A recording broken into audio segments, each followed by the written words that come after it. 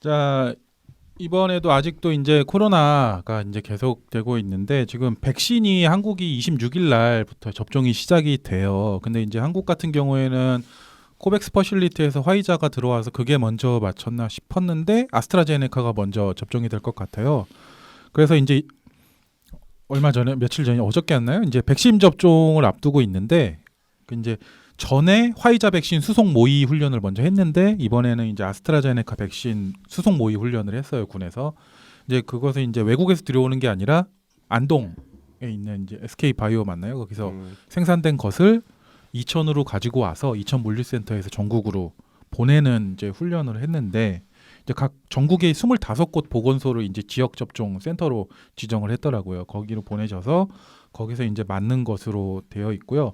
혹시라도 이제 도서 지역이나 이제 배송하기 힘든 곳은 군이 직접 수송기로 보내는 것으로 이제 이렇게 한다고 하는 방식으로 한다고 합니다. 그리고 그런데 이 아스트라제네카 백신이 26일부터 접종이 시작되는데 전국에 있는 요양병원과 요양시설, 재활시설에 있는 만 65세 이하 미만 입원이나 입소자들 대상이고 거기서 종사하는 종사자들인데 근데 이제 만 65세 이상이 대부분이고 또 이제 그 요양병원에 있는 일본 의료진들이 아스트라제네카 백신에 대해서 좀 우려감, 불안감을 호소하면서 지금 이제 실제 계획한 거대로 될지는 아직 모르는 상황이에요.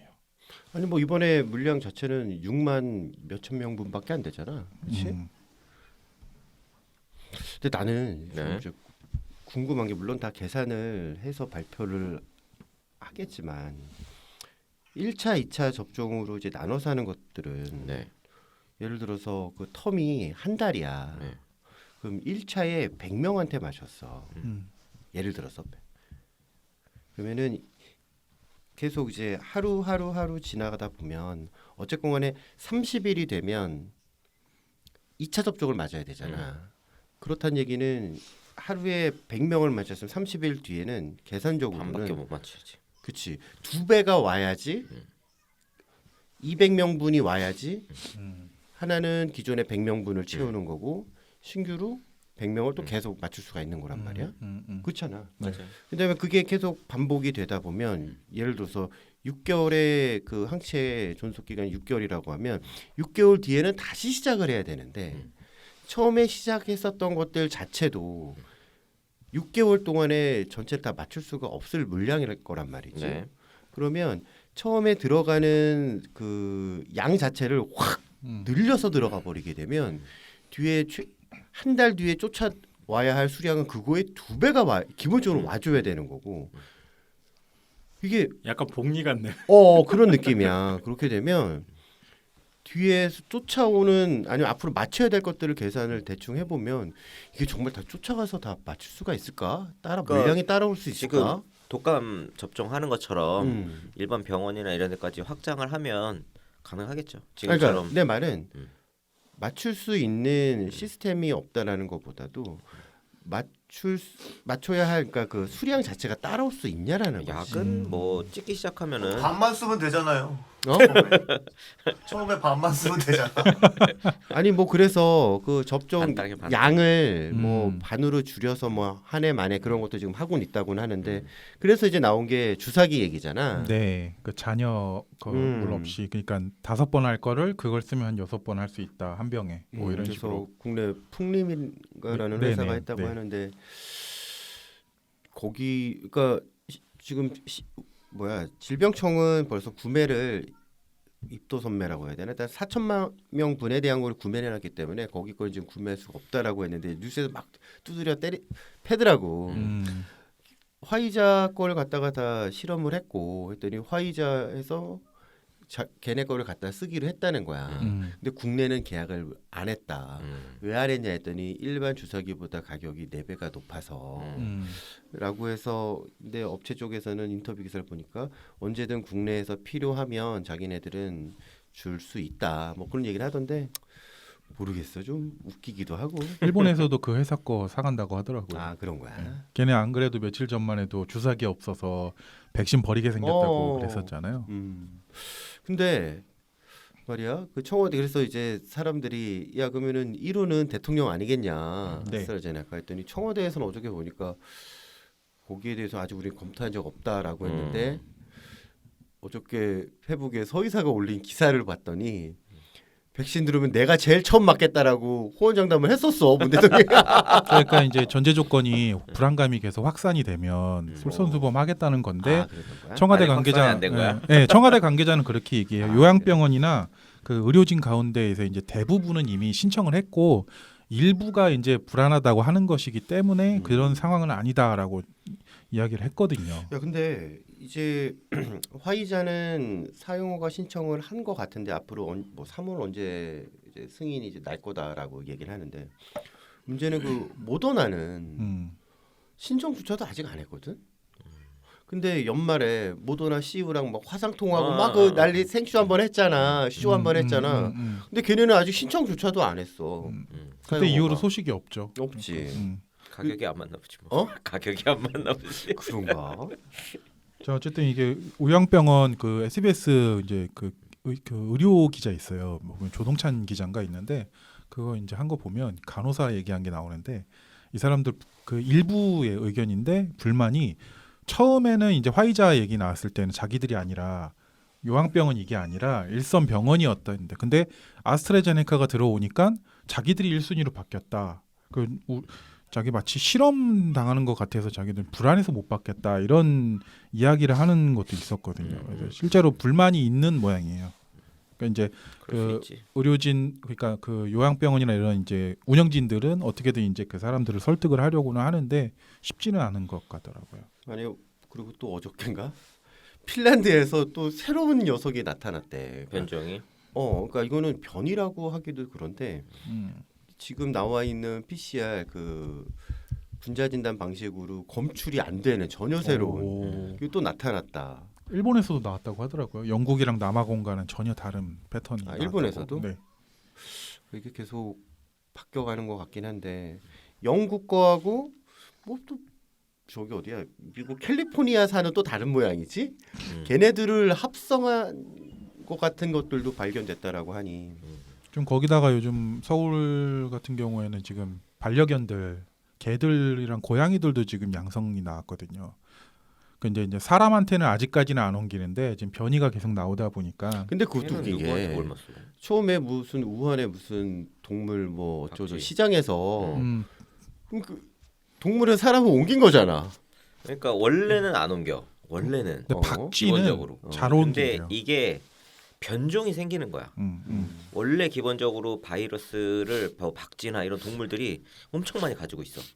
근데 이거는 자기네들끼리 그러니까 유전자가 비슷해야만 이걸 옮기는데 바이러스가 아 얘도 먹고 싶다 해가지고 식성을 조금 바꾸는 거야. 그러면 여기도 걸리는 거야. 조류독감도 마찬가지야. 그런 거야. 조류독감도 원래 사람은 안 걸려. 근데 이 변이가 생기면 자칫하면 사람한테 옮겨서 이게 사람한테 굉장히 치명적이라고 하더라고. 왜냐면 기존에 없던 바이러스니까 처음 들어오면 대비를 못 하는 거야. 그래서 지금 한국도 사람한테뿐만이 아니라 혹시 모르니까 그 이제 동물들도 혹시라도 그런 변이가 생길 수도 있으니까 관련 연구를 계속 해야 된다는 이야기를 하더라고요. 필요성이 있다고.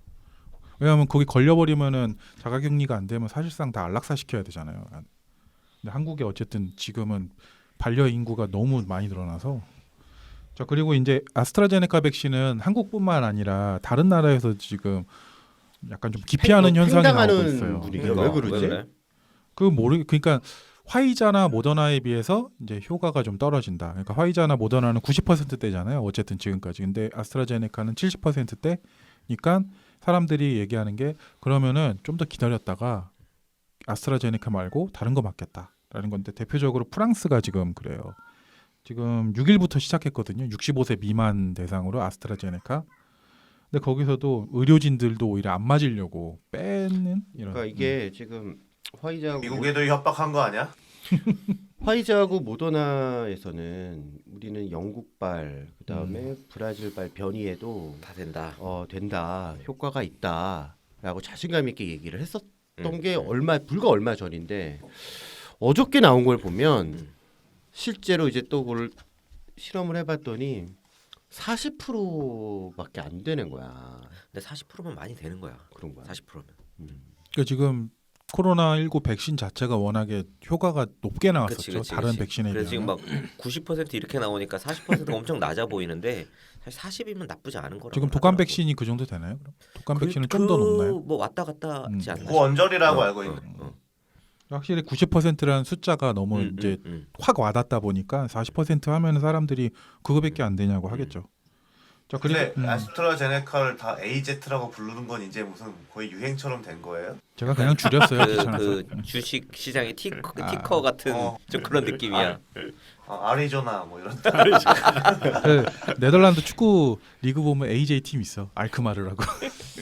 그러니까 아무튼 근데 독일도 이 백신 아스트라제네카를 기피하는 현상이 심해지고 있는데 지금 의료 시설에 아스트라제네카 백신이 있는데 거기 이제 사람들이 맞기로 한 사람들이 있는데 그날 안 온대요. 하겠다고 해놓고 안 온대요. 그러니까 병은 계속 늘어나고 있는데 쓰지는 못하고 있는 거야. 사람들이 그래서 여론조사를 돌려봤더니 그러니까 한 50% 이상이 기다렸다가 다른 거 맞겠다. 라는 반응이 나올 정도로 좀 기피하고 있더라고요. 아스트라제네카가 약간 구형이니까. 이 아재 백신이 그러니까 이게 뭐가 문제인데 뭐 그런 거예요? 다른 거보다 효과가 떨어진다는 얘기를 하니까. 구형이잖아, 구형. 그 mRNA 아니, 방식이 아니니까. 그러니까 그걸 지들이 뭐 어쩌려고. 여론 아닌 자체가 건 그런 아닌 것 거잖아. 같아요. 의료, 아니 뭐 맞고 누가 죽은 것도 아니잖아. 그렇죠. 그렇지. 근데 보건당국이 그래서 지금 머리 지금 이거 감싸고 미국 애들이 있는 거예요. 협박했다고 볼 수 있는 거 아닐까? 근데 뭐 어쨌든 그 아스트라제네카는 뭐 일회용이고 뭐 여러 가지 조금 부족한 부분이 있더라고. 아니야. 아스트라제네카도 2회야. 아니 그거는 한 번 이제 맞으면 그 다음부터 그 백신을 맞아도 효과가 없어. 그 다음부터는. 그런 거야. 근데 이 모더나나 그 화이자 거는 계속 이제 맞으면 그때마다 이제 되는구나. 계속 그 항체가 형성이 된다고 하더라고. 또 이제 이탈리아랑 오스트리아, 불가리아에서도 지금 그런 기피 현상이 나와서 지금 보건 당국자들이 지금 골머리를 앓고 있다고 합니다. 이제 농간 냄새가. 아니, 그러니까 그 뭐로 던져. 아니 지금 전 세계 확진자 수가 뭐 정점 80만 하루에 90만 갔다가 지금 한 40만? 3, 40만 정도 떨어졌고 미국도 한 24만 30만 갔다가 8만 7만 대까지 떨어졌다고 하는데 네. 그러니까 이거를 이제 의견이 분분해. 일부에서는 뭐 백신 때문이다. 백신 효과냐 아니다. 거리두기와 마스크 그 3대 경각심을 갖게 돼서 그걸 좀 지키다 보니까 이렇게 된 거다. 근데 미국 같은 경우는 지금 무슨 한파에 지금 장난 아니잖아. 그렇죠. 또 이동하는 사람들 자체가 확 줄었을 거라고. 그러면서 이제 검사하는 양도 줄었을 거고. 그리고 영향들이 다 복합적일 것 같긴 한데 그걸 이제 뭐 알 수는 없겠지. 어떤 그렇지. 지금 아직 너무 적고 백신 덕분이라고 하기에는 말씀하신 대로 숫자가 아직 너무 적어서 접종 맞은 사람이 지금 이스라엘도 장담은 못 하잖아요. 가시적인 효과는 있다고 하지만 이스라엘이 지금 30%인가 40%. 걔네는 지금 43%. 봐봐. 이스라엘은 어디 거 맞아요? 걔네도 화이자. 화이자 거 지금 다 맞았어요. 근데 잘 보면 이스라엘은 걔네가 지금 12월 한 20일 뭐 그 언저리서부터 시작을 했는데 그럼 이제 2달이 지났잖아. 2달 사이에 뭐 계속 지지난주 얘기 나왔던 게 39%다 40%다 계속 그랬거든. 근데 지금도 보면 43%잖아. 그러니까 속도가 확 떨어지는 거야. 그치. 그러니까 다른 나라들도 처음에 접종을 쫙 시작을 하면 퍼센테이지가 접종률이 확 올라갔다가 옛날에 뭐야 그 선거 개표할 때 보면 처음에 쫙 올라가다 뒤에는 그치. 개표수가 한참 정체되잖아. 그런 것처럼 이게 처음에는 접종률이 확 올라갔다가 그 뒤서부터는 이게 정체되는 게 그쪽에서 보여주는 게 아닐까? 라는 생각도 좀 들어. 자, 아무튼 한국 같은 경우는 26일부터 백신 접종이 시작되고 이제 1차로 이제 의료인들 아니면 그 보건 종사자들 먼저 맞은 다음에 아마 3월달 이후 4월, 5월 이렇게 돼야 이제 아니면 여기 계신 분들 그러니까 대상이 되지 화이자 않을까. 모더나는 EQ라고 하는데 그 EQ도 4월도 EQ고 6월도 EQ잖아. 그다음에 우리는 아마 되면 여름 넘어야 될 걸? 뭐가? 접종 시기가 접종한다라고 해도 여름이 넘어가야 되지 않을까 싶은데 그래도 봄 되면 맞추기 시작하긴 할 것 같아. 일부에서. 근데 본격적으로 하는 건 말씀하신 것처럼 여름 돼야 되겠지만 지금 아직까지도 11월 달 집단 면역은 목표로는 하고는 있는데 이게 과연 계획대로 될지는 그러니까 12월 달에 이제 다른 나라도 다 확보했다. 우리는 왜 못했냐 막 그랬을 때 연말까지 확보해서 연말부터 접종이 가능하다라고 거짓말을 막 하다가 1월 달에 결국 정세균이 이실직고 했잖아. 아휴, 그런 거지 뭐. 근데 이게 그 뭐 생산하는 방식이나 운송하는 방식이나 이게 아직도 이제 딱 정해지지 않아서 속도가 좀 더딘데 그게 이제 선진국들에서 이제 맞추고 하면서 시스템이 갖춰지면 그때부터는 효율이 조금 올라갈 것 같긴 해요. 네. 그러면 이제 우리나라나 이제 뭐 신흥 선진국 이런 데들이 물건 받고 막 맞추고 이렇게 하기 시작하면 효율이 조금 올라가서 제대로 잘하면 올해 안에도 뭐 그 정도 뭐 40-50% 이상 그 정도 맞출 수도 있지 않을까 싶어요. 효율이 좀 올라가면. 그리고 이제 관련해서 오늘 새벽 속보인데 G7이 이제 화상회의를 했대요. 이제 미국이랑 다 영국이 이제 의장국이었는데 거기서 이제 코백스 퍼실리티 관련해서 돈을 8조로 이제 예산을 늘리기로 했더라고요. 늘려서 이제 자기들 이제 양극화 욕먹국 막 그러니까 백신 이제 후진국이나 아니면은 개발도상국에 지원할 수 있게 한다 그러고 그 공통적으로 중국을 견제한다고 다들 합의했다고 하더라고. 그런데 이번에 부상하는 거는 푸틴 형님 냈고 스푸트니크 뭐 그게 뭐 좋다 또 막 그러던데. 누가? 아니야 요즘 그래. 언론에서 그게 나왔어요. 그러니까 정 청장이 이제 그것도 염두에 두는 모양이더라고요. 정 청장이 누구야? 정은경. 아 정은경. 그 러시아에서는 이제 국외 러시아 국외에 있는 자국 외교관들 이런 사람들한테 스푸트니크 빨리 맞으라고. 러시아는 죽이는 건 잘하는데 살리는 거는 잘 모르겠다니까. 방사능 아니야, 홍차. 요즘 되게 부각되고 있어 러시아 백신. 근데 그 저기 푸틴 정적은 확실하게 조지던데. 죽이는 건 잘해. 그 독일 안 갔으면 죽을 뻔했잖아요 그 사람. 지금 감옥에 가 있지만. 자 그리고 이제 다음 얘기 해볼게요. 자. 그 대통령이 19일 오전에 그러니까 어제 오전이죠. 더불어민주당 지도부를 불러서 도시락 5천을 가졌어요. 이제 거기서 이제 어떤 간담회를 하면서 이야기를 했는데 대통령이 지금처럼 당정청이 안정적인 모습을 보여준 때가 없었다면서 역대 가장 좋은 성과를 얻어낸 당정청이라고 자부해도 좋을 것이라고 자평을 했더라고요. 기사 보셨나요? 그러니까 청와대에다가 15년, 16년 문통이 당대표 시절에 청와대에다 했단 얘기를 그대로 틀면 돼. 자기가 자기에게 15년 문재인이 그래. 그러니까 이번에 또 가덕도 공항 얘기 나오잖아. 네. 이거는 이번에는 결국은 다 같이 합심해서 예타면제 하자고 했다며. 네. 국민의힘하고 민주당하고. 그러니까 이게 다 의미가 없는 거야. 그러니까 이명박 때는 보니까 기사 보니까 예타 면제를 했었던 사업이 60조더라. 근데 문통래는 지금 아직 1년 남았잖아. 네. 얘네 현재 100조야. 통과시킨 게. 그래놓고 또 뭐야 이따가 얘기 나온지 모르지만 그 민정수석 박근혜 때도 민정수석 막 갈리고 뭐 난리 부르스를 쳤잖아. 그랬을 때 민주당하고 문통이 뭐 콩가루 청와대다. 저기 뭐 기강이 해이졌다 막 그랬는데 뭐 웬걸 이번에 40일 만에 민정수석 날라가고 박범계랑 부딪혀서 똑같다니까. 그걸 틀어줘야 돼 그 청와대 계속. 그러니까 그 관심 없는 사람들 같으면 대통령이 이렇게 얘기하면 다 그런 줄 알고. 그렇지. 정말 성과를 내고 있다고 생각을 할 거 아니에요. 진짜 그냥 뉴스만 보고 이런 사람들은 진짜 그럴까라는 생각이 들 수밖에 없고 저희는. 그래서 당정청의 성과는 뭐야? 그래서 재난지원금 이름으로 성과급을 우리가 받게 되는 거잖아. 그렇지 않나? 그러니까 이제 얘기를 보너스야. 그 관련해서 대통령이 그 얘기를 한 거예요. 이제 코로나가 벗어날 상황이 되면 국민 위로 지원금, 국민 사기 진작용 지원금 지급을 검토할 수도 있다. 진짜 이렇게 왕이라고 생각하나 봐. 결국 세금이잖아. 왜 우리 돈으로 생색은 자기가 다 내냐 이거지. 억울하면 정권 잡아 뭐 그런 거 아니야? 억울하면 네가 하든지 이거야.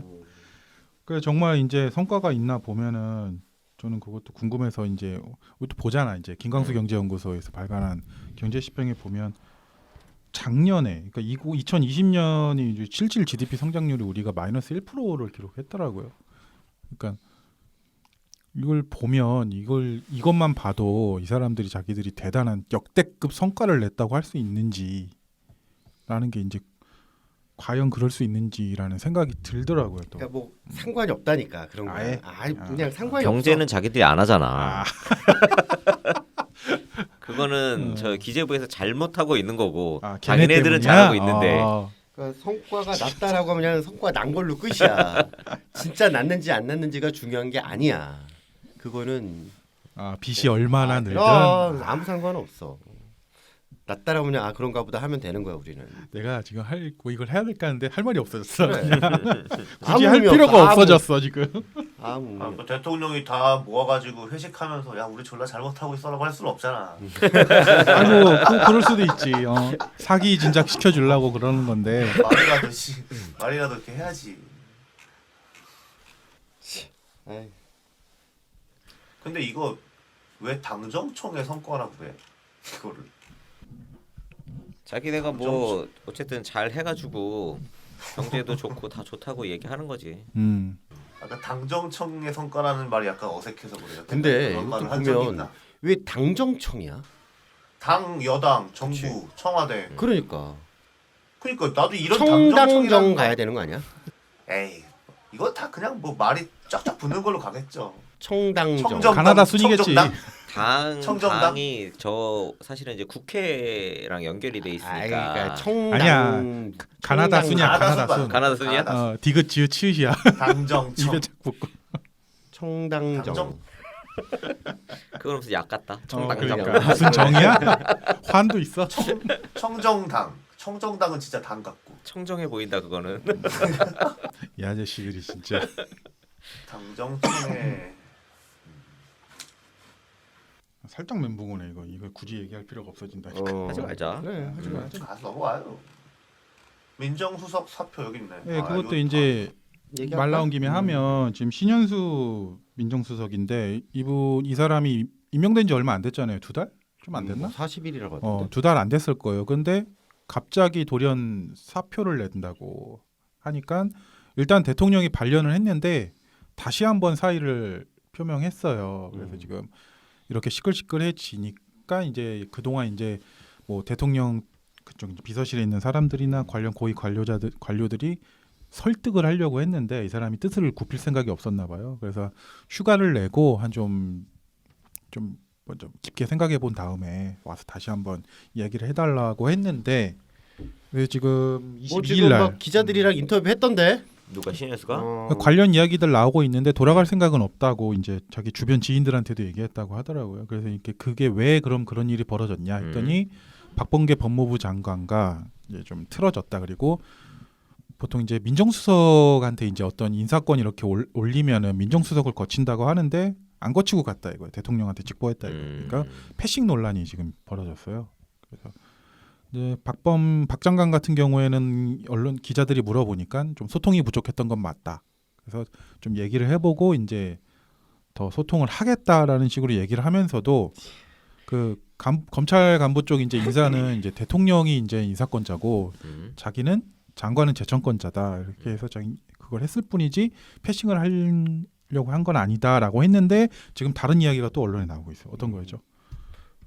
그러니까 박범계가 그 장관이 되면서 취임 일성이 검찰 개혁은 검찰 스스로 해야 된다라는 식으로 살짝 유화적인 표현을 썼었어. 그래서 얘는 추미애랑 좀 다른 식으로 접근하려나 그런 다음에 윤 총장이랑도 면담하고 그랬었잖아. 그 다음에 이번에 그 인사에 대한 안을 갖고 조정안을 갖고 했는데 윤 총장이 결국은 거기에 대해서 어떤 의견 개진을 했는지 안 했는지는 모르겠으나 뭐 서울중앙지검장 이성윤 씨나 그런 사람들 다 그냥 그 자리에 있어? 그 위임이야. 연임되는 거고.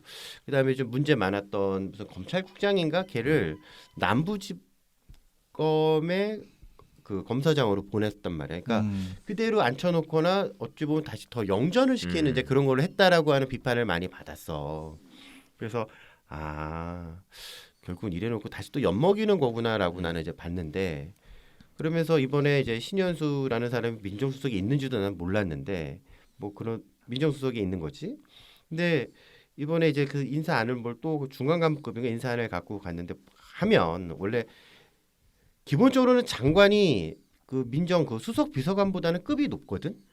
근데 여태까지 보면 문정부도 마찬가지고 그 수석 비서관이 모든 것들을 다 좌지우지했잖아. 그치. 역대 정부도 마찬가지고. 근데 하는 이번에 꼬라지를 보면 순서는 그게 맞아. 야 장관이 해서 한다는 듯이 민정수석 니까지 게 뭐야? 라고 해서 할 수는 있어. 그게 맞다라고도 볼 수는 있는데 여태까지 관행으로 보면 잠깐만요. 검문 좀 있겠습니다. 거기서 조율을 한 다음에 그게 넘어가는 거잖아. 근데 아까 털 얘기했던 것처럼 그런 조율이나 사실 얘기가 없이 바로 장관이 갖고 갔더니 그 문통은 아 민정수석이랑 다 얘기가 된 거겠지 해서 제가를 했다라고 하는 거야. 과연 그 사람이 그렇게 생각했는지 아닌지 우리가 어떻게 알아? 모르지 본인만 그치? 알지. 그래서 이제 빡쳐서 그런 건데 이 사람을 민정수석에 앉힌 것도 여태까지 지금 뭐 조국 뭐 해서 뭐 그런 사람들이잖아. 그래서 이 사람이 검찰 출신이라네. 나이도 윤석열 씨보다는 많아 한 두어 살. 근데 58년 개띠더라고요. 갖다 이렇게 자리에 놓은 게 그럼 검찰 출신에다가 해서 그럼 박 장관이랑 뭐 해서 그런 어떤 좀 조율을 할 수 있는 사람. 그래서 애써 검찰 출신의 사람을 거기에다 앉혔다라고 평이 있었는데 지금 돌아가는 꼬라지를 봤더니 그냥 허수아비 하나 갖다 놓은 거야. 그 일종의 보여주기식으로 사람 앉혀놓은 게 아닌가. 얼마나 하는 열받겠어. 거죠. 그 실제로 이제 특히 이성윤 서울 그쪽이잖아요. 중앙지검장 서울 이성윤. 그 이성윤 씨가 지금 유임됐잖아요. 그 관련해서 이견이 있었대요. 신수석이랑 박 장관이랑. 그리고 이문정 검사도 지금 또 승진했다고 하더라고. 이제 그런 거 관련해서 이견이 있었는데 완전히 거기 건너뛰어버리니까 이 사람이 거기다가 그런 데다가 박 장관이 이게 보도가 사실인지는 모르겠어. 어쨌든 단독이 나왔는데 우리 편에 안 서나 이 얘기를 박 장관이 이제 신수석한테 했다는 거야. 우리 편에 안 서나. 그러니까 선택하라 이거지. 우리 편 쓸래 아니면 안 쓸래. 이제 거기에 충격을 받았다. 뭐 이런 이야기도 있더라고요. 맞다. 아니 어제 이 사람이 결국에 그런 검찰 출신이라서 짜증났다 이건가 이번 인사에 있어서? 뭐 아니, 그건 어쨌든 모르죠. 저 자기를 안 거치고 갔다라는 게 좀 짜증이 나는 거지. 그러니까 자기를 거쳐야 되는 게 원래 맞아요. 이거 민정수석이 원래는 거기서 조율하고 올라가야지. 대통령이 다 처리하는 게 아니야. 인사수석이라고 따로 있지 않나? 이제 그런 거 없나? 무슨 수석? 인사수석이라고 인사수석도 있지.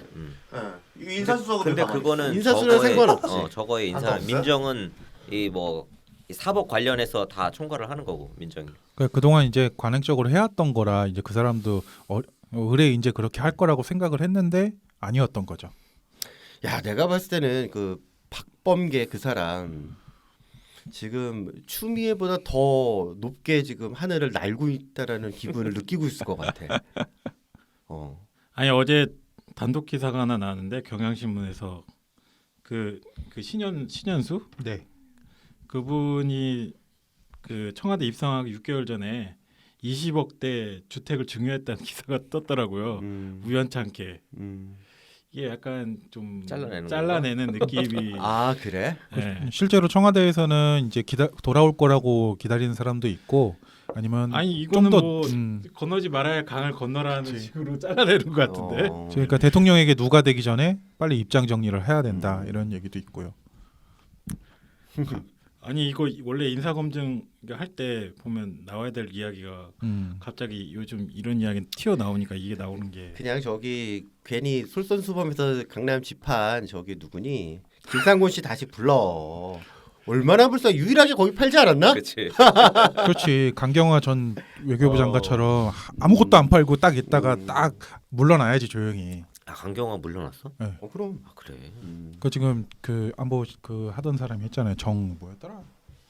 근데 강 장관 같은 경우에는 진짜 집도 그 안 팔았고 거기다 원래 그 장관 됐을 때 딸이 이제 외국 국적이잖아요. 그래서 한국 국적으로 다시 하느니 마느니 했는데 그것도 흐지부지되고 그 남편이 요트 사러 간다고 시국 한창 수상할 때 그래서 그때 욕 먹었는데 그것도 없어지고 제일 성공적이지 않았나? 하고 잘 털고 나왔지 뭐. 그러니까 지금 정의용 같은 이 사람 정의용 씨가 외교부 장관이 이제 됐는데 그 사람 같은 경우도 이제 야당 쪽에서 국민의힘이 특히 이제 공격을 많이 하려고 했는데 거의 안 통했던 거죠. 그러니까 좀 없애야 할 것들이 좀 있는 것 같아. 법으로 보면 인사청문회 없애. 아, 그러니까 진짜로 네, 없애. 맞아요. 예타 없애. 없애. 뭐가 의미가 있어?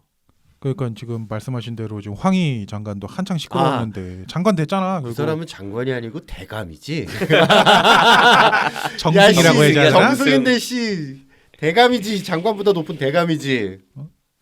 황대감. 결국은 그 사람도 그냥 청문회가 이제 유명무실해졌죠. 그냥 되는 대로 다 뭐 채택을 하든 안 하든 그냥 밀어붙이니까 지금 본인이 되게 전문가라고 얘기를 하고 있는데 보니까 뭐 논문 그냥 남의 거 그냥 사실상 갖다 베껴 쓰고 출처도 그냥 대충 쓰고 번역조차도 엉터리로 해놓고 했는데 그냥 뭐 대수롭지 않게 여기더라고요 본인 그 사람은. 근데 지금 장관 이런 거 다 없애고 바꿔버려야 돼. 완전 조선시대 그것처럼 막 영의정 이런 거. 좋은데. 황희 진짜 영의정 대감이야? 시키고 저 근데 영의정 대감 이렇게 딱 시켜야지. 논문 관련해서 지금 민간인들 연예인들은 지금 드러나는 순간 거의 매장되잖아요 일반인들. 우리나라 논문도 다 없애버려야 돼. 맞아. 한글 논문을 싹 없애야 돼. 나 오늘인가? 아까 아침 일어나서 기사 하나 보는데 여측 전용기 딱 이렇게 나오더라. 기사가. 뭐야 그게? 잠깐만. 여당에서도 전용기를 갖고 있어? 그 말도 안 되지. 무슨 이거 전용기야? 뭐지? 봤더니 그 뭐야? 전용기라는 사람이 있더라. 아니 아저씨. 진짜. 내 상상도 못한 혼자 결과다. 터졌어 나. AZ. 자 지금 또 정치권 관련해서 무슨 얘기가 있냐면 또 불법 사찰이 또 갑자기 이슈가 됐어요. 불법 사찰, 국정원 불법 사찰인데 이게 이제 이명박 정부에서 했다는 거예요. 그때 그 당시 이명박 정권 때 이루어진 건데 그게 이제 나와서 지금 또 보궐선거 앞두고 이슈가 되고 있어요. 왜냐하면 부산시장 후보 중에 박형준 씨 합법 있잖아요. 사찰도 있어? 박형준 씨. 그 사람이 이제 MB 때 그쪽 관료하던 사람이잖아요. 그 사람이 예, 저기 뭐 민정수석은 아니고 무슨 수석했었을 거야. 뭐 아무튼 했을 거예요. 청와대에 있었을 거라. 그래서 그것 때문에 이제 공격 일종이 되고 있죠. 근데 이제 이게 18대 국회의원 전원 그리고 뭐 법조인, 언론인, 연예인, 시민단체 사람들 뭐 해서 싹 다 했다고 하더라고요. 그러니까 세세한 이제 동향 보고서를 작성을 했는데 그게 이제 확인이 되니까 여당 측에서는 이게 지금 말이 되냐 이거 다 밝혀야 된다 이렇게 나서고 있고 지겨워. 야당 측에서는 처음에는 이제 그 정치 공세다 정쟁이다라고 하려다가 안 됐는지 물타기를 하더라고. 야 DJ 때도 했잖아. 국정원 도청 사건 있었잖아 이러면서 얘기를 했는데 그러자 민주당에서는 받아쳤죠. 야 그러면은 전에 것도 다 까자. 이렇게 해서 지금 사실상 야당은 할 말이 없어졌는데. 근데 국정원이 하는 게 불법인지 합법인지 그런 게 어디서 국정원 막 하는 거 아니야? 그러다가 이명박 되면 뭐 허가 왜 받고 하나? 합법 사찰도 있지. 영장 발급해가지고. 국정원이 하는 게 아니잖아. 국정원 국정원도- 자료예요. 국정원도 뭐 저거 합법적으로 하는 게 있어. 걔네들. 국정원도 영장을 받아야 야 돼? 폰에서 다음 이렇게 폰에서 보니까 국정원이 직원 뽑는다고 채용 공고 나왔던데 다음에 띄웠어 진짜로. 아니 그 페이스북에도 광고 떠 국정원 채용 광고. 그래? 예. 걔네 그거 있잖아요 그거 페이지. 우리 박지원 옹이 가시더니 많은 일 하네. 근데 이제 아니, 국정원 사찰 같은 거 하면 하라고 있는 게 국정원이었잖아. 그렇지. 근데 이제 국내 사찰을 못 하게 돼 있는 걸로 바뀌었잖아요. 그렇죠. 근데 그거는 이명박 때 바뀐 게 아니지. 그렇지. 왜 이번에 불법이야? 바뀌네 이번에. 그러니까 이번 정부에서 바뀐 거잖아요. 그렇죠. 뭐 그러다 보니까 도청은 원래 도청이란 게 불법이니까 불법인 건데 그냥 이런 걸 할 수 있는 거 아닌가? 모르겠네. 어쨌든 이제 과거 이제 이런 사건을 들먹이면서 선거철 때 이용하려는 게 아닌가라고 하는데 여당은 그렇지 않다라고 하면서 그 근거로 이제 DJ랑 노무현 정부 것도 까자 이런 식으로 한 거죠. 국정원 하면 또 저는 저게 생각나. 우리 박근혜 정권 때 우리 공부방 사람들 싹 다 털렸어. 한 번씩 그 신상들 털렸었잖아. 운영진들. 저 같은 경우도 그때 한창 그 이제 막 뭐죠? 그 텔레그램으로 옮기고 막 이럴 때라. 국정원이 아니고 경찰. 경찰 아니야? 아니요. 저는 국정원이었어요. 그때 이제 각 통신사 홈페이지 가면 그 정보 제공 이런 거 검색할 수 있었잖아요. 얼마 전에도 있었는데 저는 했을 때 국정원이었어요. 국정원이 털고서 얘는 진짜 영향권 없구나. 아이씨 괜히 털었네. 우리 그때 이제 공부방 운영진들 다 털렸죠. 아마 연구소 직원들도 가져가지 않았을까 싶은데. 그러니까 털고서 털었다고 이렇게 알려주는 게 있어요. 계좌처럼. 정보 제공했다라고 그렇게 그 떠요. 공개를 하게 네. 돼 있어. 통신사에서 검색하면 나와요. 통신사 그거 홈페이지. 유시민이 알려줬잖아. 그건 불법이 아니고 합법인가 보지 그렇게 하는 건? 그렇지 요청할 수 있으니까. 뭘그 영털 같은 깃털들은 요청할 거 다 하고 이제 몸통들은 기록을 안 남기나? 그래서 이제 이 같은 경우는 이제 어쨌든 선거 때까지 언론인들 아니, 뭐 어차피 예측은 이것도 계속 또 이용될 갖고 갈 거야. 거라고는 그럼. 예측은 하더라고요. 영향을 줄 거다라고 예측을 하고 맨날 있고. 해오던 양쪽 서로 간의 버릇인데 뭐 개주겠어. 계속 갖고 가지. 또 이제 그 이제 어쨌든 이게 보궐선거 때 이슈잖아요. 지금 보궐선거 관련해서는 아까 얘기 나왔지만 여야가 합심해서 가덕도 특별법이 상임위를 통과를 했고요. 예타 면제 그러니까 다른 거는 다 모르겠는데 예타 면제는 살렸더라고. 일단 확실히. 아니 그 기포공항 왜 괜히 얘기하셔가지고 그 아 김포공항 그 박용진 씨가 얘기하더라. 아 그거 내 건데. 그 우리 거 들었다니까. 아 내가 그 편집을 하다가 깜짝 놀랐다니까 뉴스를 봤는데 박용진이 얘기를 하고 있는 거야. 그래. 김포공항 밀고 거기다가 집 짓자고. 그래 그거 내 건데. 그 성근이 형님이 해야지 그 왜? 아 그러니까 봐봐. 김포공항 그쪽을 싹 밀고 주택하고 어차피 지금 그 마곡 단지가 있기 때문에 그 사업체들은 많이 들어와 있어. 네. 그다음에 김포공항 해놓고 지금 새로 그 3기 신도시가 일산 옆에 창지구 길 건너면 거기잖아. 그쪽이랑 엮고 김포 쪽 더 안쪽으로 쫙 엮어버리면은 그림이 나올 것 같아. 그래서 동진이 아니고 서진이다. 고 웨스트. 좋다. 그래. 그러면 여태까지 강남이든 저기 송파 살든 저쪽에 동쪽에 살던 사람은 하남 막 이렇게 아 개발을 부산 한번 가야지 제주도 한번 가야지 김포공항은 올만했는데 아 인천공항까지 가야 되네. 그리고 좀 주요 기관들도 그쪽에다가 좀 많이 포진을 해놔버리면 왜냐면 성남 분당 요쪽에 그 각 기관들이 되게 많아. 그렇지. 그쪽 것들을 다 그쪽으로도 이사도 좀 시키고 그러면 그쪽으로 좀 집중하게 되면 좀 이렇게 편중돼 있던 것들이 이쪽으로 옮겨질 수 있지 않을까? 뭐라는 생각에서 이런 얘기를 해봤는데 아 이렇게 또 치고 나오네. 근데 김포공항이 주로 국내선 많이 그치, 거기 일본 가면은 일본 만약에 가고. 만약에 김포를 없애면 인천공항이 그걸 다 소화할 수 있을까요? 지금 제2공항. 제2공사도 다 만들어놨고 음. 거긴 부지 아직도 많아. 하면 하지 못할 건 없지.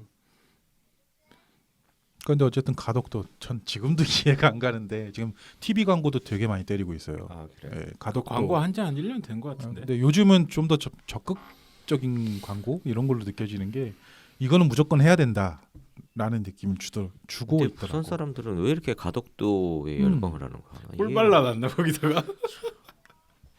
아무리 생각해도 김해공항이 더 가까운데 마산은 가까워요 가덕도에서. 내가 옛날에 이런 얘기 한번 하지 않았나? 뭐요? 집값을 잡는 대책 중에 하나 내가 생각한 거 어떤 건데?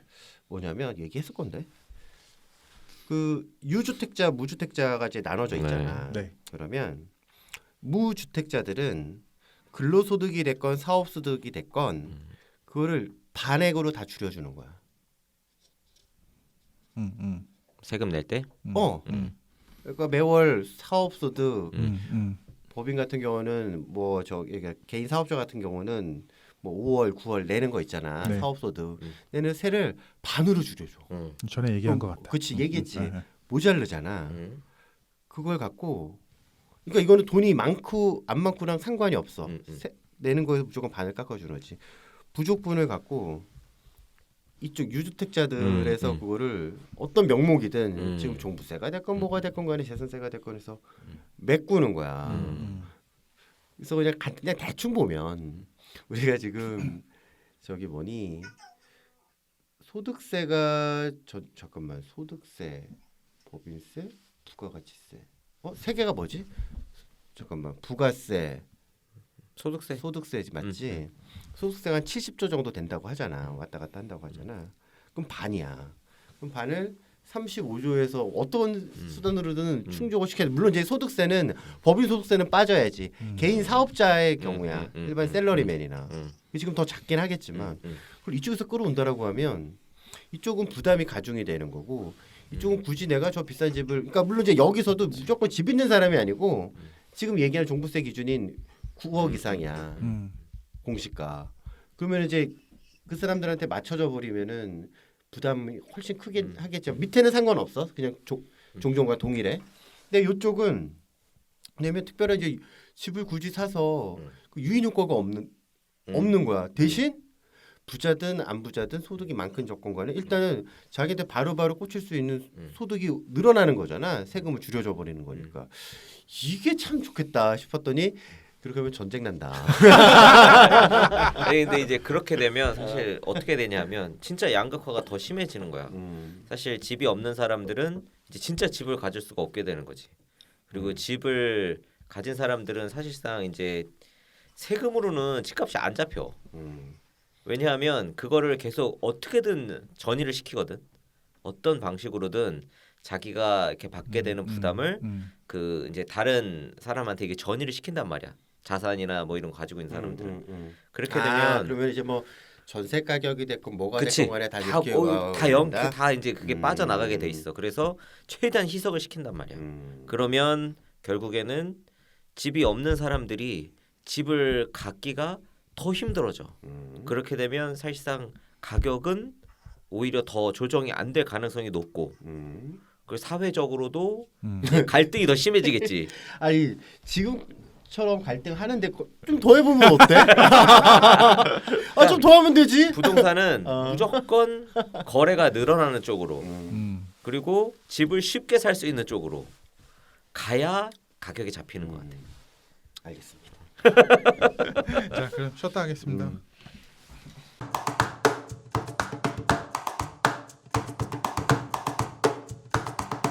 그 이번에 뉴스 보다가 제가 본 게 그 우리 작년이었나 올해 초였나 그거 하나 있었잖아요. 작년이었나 그 한강에서 드론 택시 그거 시연 한번 했었잖아요. 저는 근데 그게 국내 회사인 줄 알았어. 아니더라고. 중국 거더라고. 근데 그 회사가 또 언론에 떴더라고요. 그러니까 이항이라는 데였는데 걔네가 이번에 뭐가 됐다 그랬죠? 보니까 뉴스가 공매도 리포트가 나온 다음에 주가가 62%가 떨어졌는데 그 다음 날 이제 대표가 나와서 아니다. 사실이 아니다 해가지고 67%가 다시 떴다가 18%가 다시 떨어졌어.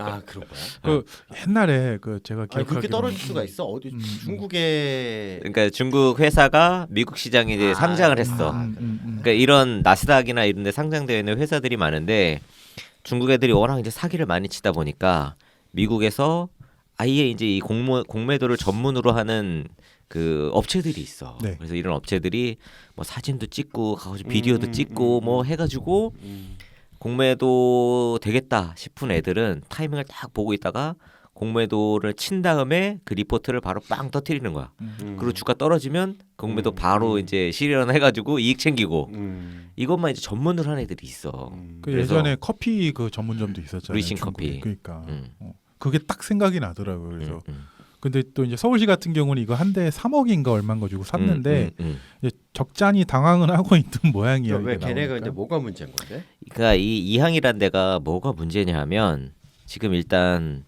자기네가 무슨 공장 뭐 이런 거 시설 이야기를 한 데가 있는데 가보니까 공장이 아니야. 약간 니콜라 느낌. 사람이 없어 공장에. 자동화도 그리고 아니야? 여기가 이제 그동안 매출이 없었는데 최대 매출처가 이제 쿤샹이란 데가 있어. 근데 이 쿤샹이란 데를 조사를 해보니까 계약을 하기 9일 전에 설립을 한 회사인 거야. 그리고 회사도 어디 호텔 13층이라고 주소지가 돼 있는데 호텔이 11층까지밖에 없네. 페이퍼 컴퍼니네. 비밀의 장소인가? 그래가지고 그 옥상 어딘가에 있나봐. 13층으로 되어 있어. 11층까지밖에 없는데. 그리고 또 하나는 이제 그 이항이란 데가 드론 회사야. 네. 근데 드론을 제조를 안 해.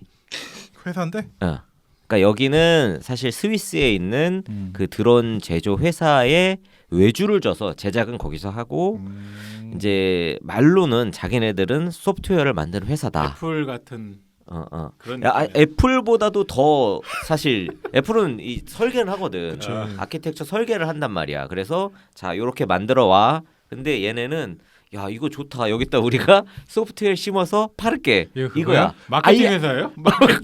거의 그 느낌이야. 아니 이거 아니야? 지금. 디자인드 바이 이항 그리고 메인 프로덕트 아니 디자인을 안 한다니까. 디자인조차도 안 해? 디자인조차도 안 해.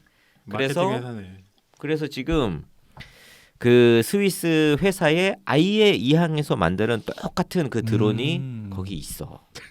그래서 이제 이항한테 너희가 그럼 하는 게 뭐냐? 그랬더니 우리가 이제 소프트웨어를 통해서 뭐 자율주행 뭐 이런 거를 한다라고 이야기는 하는데 아직 한 번도 시연을 한 적이 없어. 근데 이제 이게 우리나라에서 좀 불거진 이유는 뭐냐 하면 우리나라 사람들이 뭐 6천억 원인가 주식을 샀다는 거야. 아 여기에 그래서 다 뭐 우리나라 사람들이 가장 많이 산 주식 뭐 10위권 안에 들어간다고 하더라고. 서학개미들이 털렸겠네. 근데 우리나라 사람들이 이렇게 많이 산 이유는 뭐냐면 아까 말했던 서울하고 어디 또 뭐 제주도 하고 어디에서 이거 드론도 사고 시연도 하고 이렇게 했더라고. 그때 이제 서울 한강에서 한번 했거든요. 또. 그래가지고 이제 우리나라 사람들은 와 뭐 서울시 지자체에서 뭐 이렇게 한다 하니까 아 이게 뜨겠다. 제2의 테슬라다. 했다가 해가지고 이제 막 몰려가서 샀는데 그 울프팩 리서치라는 그 회사에서 이제 며칠 전에 공매도 보고서가 나오고 나서 이렇게 이제 엉망이 되고 있지. 근데 이제 사람들이 60% 떨어지고 60% 올랐으니까 회복이 됐구나라고 생각을 한단 말이야. 아니지. 그러니까 이게 어떻게 되냐면 원래 가격이 100이야. 네. 60%가 떨어지면 40이 되잖아. 근데 60%가 오르면 사륙에 24 해가지고 64 정도밖에 안 돼. 그러니까 원래 회복을 하려면 거의 40에 60%. 그러니까 40에 60%밖에 안 되잖아. 200%로 해도 80밖에 안 되는 거잖아. 아, 100%가 올라도 80밖에 안 되는 거 한 150%가 올라야 그 거의 원복이 되는 거란 말이야. 덧셈이 아닌 거지. 근데 어쨌든 60% 떨어졌다가 60% 정도 올랐다가 18%가 또 떨어졌으니까 지금 엄청 폭락하는 중인 거지. 그래서 뭐 공매도 관련해서 이제 여러 가지 막 의견들이 있지만 어쨌든 미국에서는 네. 이렇게 공매도라는 게 좀 사기 기업을 잡아내는 좀 긍정적인 역할도 하네요. 긍정적인 기능을 좀 하고 있는 것도 있는데 사실 이 울프팩 리서치라는 회사에 대해서도 사실 좀 안 좋은 얘기가 많아. 많죠. 왜냐하면 얘네가 워낙 이런 걸 많이 해. 그래서 약간 좀- 악질적인 그런 타율이 좀 안 좋아. 어떤 거는 이제 공매도 리포트를 냈다가 그냥 다시 내리기도 하고. 그래서 이제 하나만 걸려라 이거야? 울프팩 리서치 자체가 신뢰도가 그렇게 높지 않은데 여기에서 나온 보고서에 이렇게 너무 큰 영향을 받는 것 같다라고 좀 이야기를 하고 있기도 하고. 그래서 이제 뭐 누구가리 맞냐, 뭐 어느 쪽이 더 신뢰할 만하냐라고 뭐 이렇게 하고는 있는데 어쨌든 이 이항이라는 회사가 문제가 있는 건 맞는 것 같아. 지금 뭐 드론을 제조하는 것도 아니고 매출이 일어나는 것도 아니고 뭔가 특별한 기술이 있는 것도 아니고 그렇다고 뭐 소프트웨어가 정말로 있는 것도 아니고 실제로 아무것도 없는데 지금 가치가 너무 올라간 상태고 거기에 또 이제 이 악의적으로 무언가 뒤에서 한 이런 어, 정황이 보인다는 거죠 지금. 그래서 아마 이항은 망할 것 같아. 그럼 뭐 니콜라보다도 더 악질이네 그런 식이면? 비슷하지. 비슷한. 똑같지. 옛날 테라노스보다도 더 악질인가? 걔네도 니콜라는 공장 부지를 가는데 아무것도 없어. 그러니까 요새 그런 것들이 진짜 많아. 야 그러면 그치. 내가 좀 이제 기사에 네. 단독 나오면 내가 화들짝 놀라. 왜냐면 지난주 화요일에 어떤 그 조선 비즈라고 하는 매체에서 단독 해서 기사가 나왔는데 그러니까 아까 이제 공매도 얘기했잖아. 그러니까 지금 코스닥에 원래 공매도 잔고가 제일 높은 회사가 HLB라고 하는 무슨 표적 항암제를 개발하고 있다라고 하는 회사래. 신약 개발하는 회사. 신약 회사 항암제. 근데 걔네가 2019년에 허위 공시를 했다라고 해서 금융감독원 안에 자본시장 조사심의위원회에서 자조심이라는 게 있다네. 그 조사를 받고 있다라고 기사가 나왔어. 그랬더니 그 기사가 나오자마자 그게 화요일 날 아침 한 9시 반에서 10시 사이에 나왔었던 모양이야. 2분 만에 하한가를 가버린 거야. 2분 만에. 그래놓고 회사에서는 이제 오후 2시에 그 회사 대표가 그 설명을 하겠다라는 이제 다시 회사 측의 입장 발표가 나온 다음에 한 2시간 정도, 1시간 반 동안 계속 하한가 있다가 이게 다시 슬금슬금 올라오는 거야. 그래서 마이너스 30에서 마이너스 10%까지 올라왔어. 아, 그래. 근데 이제 회장이 발표한 다음에 다시 또 떨어져서 마이너스 27%에서 장이 마감이 됐고 수요일 날 마이너스 7%, 목요일 날 마이너스 3%, 금요일 날 플러스 13%로 일단은 장은 끝났어. 그래서 이게 뭔가를 봤지. 근데 이제 기사 내용은 적인 거야. 그러니까 허위 공시를 통해서 주가 부양을 하려고 했다라고 하는 게 기사 내용이고 이제 3상까지 했는데 FDA를 이제 그 NDA를 신청하기 전에 프리 NDA 사전 또 미팅이 있던 모양이야. 거기에 3상 결과가 FDA 프리 NDA 상에서는 걔네 의견은 페일이 났다. 근데도 불구하고 그런 문구가 있음에도 불구하고 그 회사는 우리는 FDA에 이거를 이제 신약 허가를 하겠다라고 해서 주가가 다시 그때 뭐 폭락했다가 10배까지 뛰었었던 적이 있었더라고. 9월 그러니까 19년에 이제 그런 얘기가 있었던 거야. 그러니까 19년 6월에 이 회사 대표가 3상 결과를 발표를 했는데 이게 보통 이제 통계적 유의미성과 임상적인 게 좀 나눠져 있는 것 같아. 나 이거 참 공부 많이 했는데 OS라는 거는 그 약을 투여를 받았을 때 위약군 대조했었을 때 생명 연장 기간이 좋아야 되는 거야. 더 길어야 되는 거지. 근데 그게 가장 중요한 지표라고 하기도 하는데 그거 말고 임상적에서는 이 약을 투여를 했을 때 암세포가 더 커지거나 진전되지 않는 뭐 PFS라는 것도 있고 뭐 ODT 뭐 오버 있어 몇 개, 3개 정도가. 근데 일단은 그때 6월 달에 진 대표가 그 회장이 이거는 딱 봤는데 솔직히 지금 우리가 기대했던 것만큼 안 나왔고 그다음에 통계적 유의미성을 달성하지 못했다라는 발표를 함과 동시에 그 당시에 주가가 막 엄청 많이 떨어졌대. 근데 3달 뒤에 9월 달에 추가적으로 이제 그 임상 데이터는 더 나중에 나온 거야. 처음에 OS라는 게 먼저 나온 거고 데이터 수집이 나온 걸 보고 이 회사에서는 이게 뒤에 나오는 임상 지표가 좋으니까 이걸 갖고 우리는 NDA 신청을 하도록 하겠다라고 이제 한 거야. 근데 이제 그거를 그 얘네들은 기사에서는 그렇게 공시를 냈다라고 성공했다라는 공시를 냈다라고 해서 허위 공시다. 왜냐면 페일 났다라고 했는데 얘네는 성공했다라고 공시를 냈다고 했는데 지금 이제 며칠 지났잖아. 알고 봤더니 성공이라고 공시를 낸 적이 없어. 보도 자료에는 성공이란 말을 쓴 거는 맞는 것 같아. 보도 자료에는.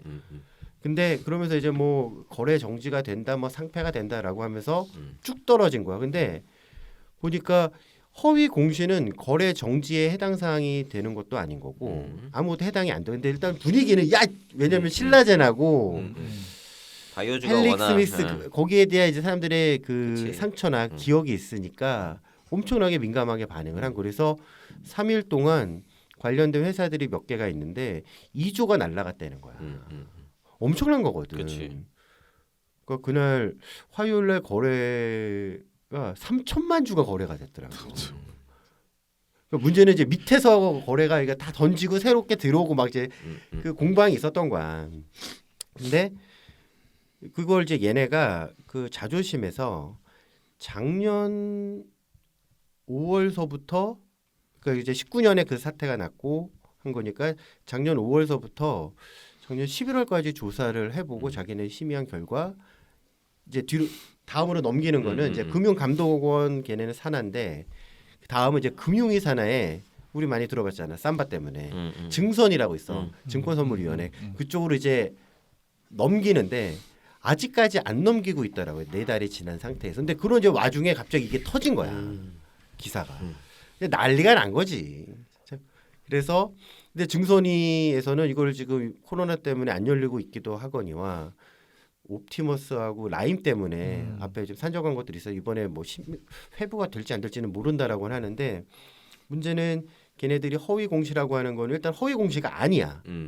그다음에 이제 그 회사 대표가 소명하는 걸 봤더니 거기서 말하는 페일은 그러니까 프리 NDA 할 때는 처음에 서류를 먼저 보낸다네. 그 서류를 보내고 그 서류에서 회신이 온대. 거기에 페일이 적혀 있는 건 맞다라고 자기도 인정을 해. 그리고 19년도에도 유의미성을 확보하지 못했다, 달성하지 못했다로 다 얘기를 했단 말이야. 근데 이번에 보면 이제 그러니까 도큐멘트를 전달한 다음에는 다시 이제 프리엔드에게서 2차가 있다는 거야. 그건 이제 대면 면담이야. 거기서 FDA가 자료가 이렇게 충족을 하지 못하니 이런 거를 보완해서 갖고 와라라고 해서 그거를 지금 자료를 계속 확보하고 있는 중인데 코로나가 터졌기 때문에 확보하는데 지금 시간이 계속 걸리고 있다라고 하는 게 자기네들은 지금의 상황이라고 설명을 해. 그래서 자기네들이 그거를 그 당시에 임상 결과가 나왔을 때 이걸 신청할지 말지에 대한 고민을 또 많이 했었고, 근데 주변에서 자기네들 내부의 과학자, 외부 과학자 다 조언을 얻어받고 미국의 이제 NDA 신청을 이 회사가 우리 신청할게요 해서 되는 게 아니고 주변에 그 저기 뭐지 코디네이터 하는 회사들이 있더라고. 이제 법인이 하더라고. 무슨 미국의 무슨 로펌 회사라고 하는데 걔네들한테도 이제 다 조언을 들어본 바 이거 가능성이 있다. 그래서 위암 4차로 가는 것보다 3차로 하는 가능성이 있다라고 해서 자기네들은 이제 이런 준비를 하고 있다라고 하는 이런 기사 뻥 난 거야. 근데 이게 그 허위 공시나 그런 걸 주가 조작은 결국은 해당한 그걸 실제로 실행을 해서 수익을 본 사람의 사법적 처벌인 거지. 그게 그 KRX 그러니까 저기 뭐니 거기서 증권협회에서 그러니까 KRX 있잖아 뭐 여의도에 있는 거 KRX 거래소에서는 이거는 거래 정지랑은 상관은 없는 거다. 개인적인 사법적 처벌인 거다라고 해서 분위기가 싹싹 이제 바뀌어. 그러면서 이제 떨어졌던 게 점점 덜 떨어져요. 그러니까 이게 정말로 개구라다. 라고 하면은 한 세네 번 맞겠지. 그치. 근데 지금 현재는 딱 그 정도야. 근데 이제 얘기가 그 자조심에서 증손위로 넘기면 대부분이 다 받아들여진다. 그런 혐의가. 근데 지금 나오는 게 검찰 고발로 갈 수가 있다. 증손위에서 나온 걸로 하면 그러면 증손위로 그러니까 검찰로 가게 되면 이제 검찰이 그거를 밝혀내야 되는 거잖아. 얘네들이 구라를 쳤는지 안 쳤는지. 근데 이 회사 입장에서는 우리는 거짓말 허위 공시를 한 적도 없고 거짓말 한 적도 없다. 우리가 이거를 신청하겠다고 했던 거는 여러 가지 데이터를 종합을 해봤을 때 통계적 유의미성이 모자란 거는 우리가 좀 보완하려고 계속 자료를 확보를 하고 있는 거고 나머지 임상 데이터는 너무 좋았기 때문에 우리는 할 수밖에 없다. 해야 된다라고 결정을 내린 거다. 그게 왜 허위 공시냐. 우리는 공시를 한 적도 없고 우리는 회사 방향을 입장에서 이걸 해야 되겠다라고 의지를 표명을 한 거다라고 한 거야.